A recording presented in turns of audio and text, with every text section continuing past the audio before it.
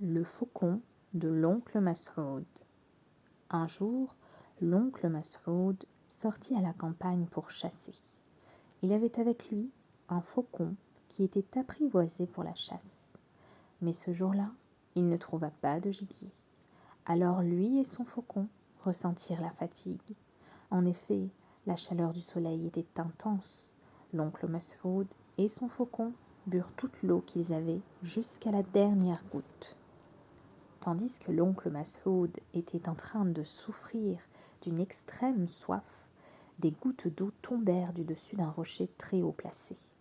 Il fut heureux et dit : « C'est certainement la quantité de pluie qui s'est rassemblée dans ce rocher, et ce sont des gouttes qui en tombent. » L'oncle Mas'oud plaça les pommes de ses mains sous les gouttes d'eau, de telle sorte qu'il puisse les rassembler.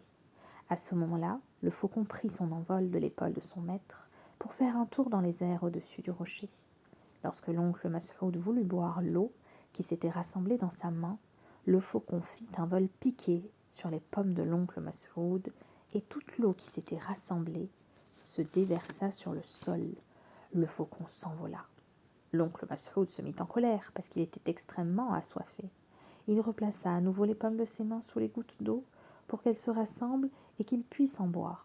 Lorsqu'il allait diriger la pomme de sa main vers sa bouche pour boire, le faucon fit la même chose que ce qu'il avait fait la première fois. Il frappa encore une fois la pomme de l'oncle Mas'oud et l'eau se déversa sur le sol.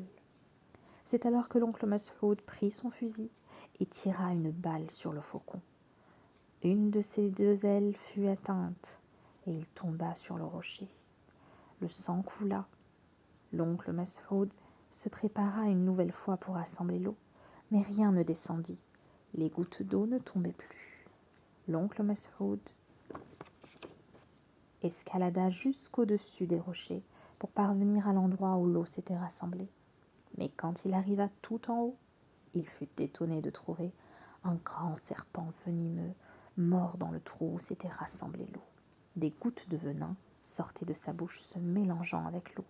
L'oncle Mas'oud sut alors que le faucon avait voulu protéger son maître et il en fut profondément touché. Il descendit rapidement et se dirigea vers son faucon blessé.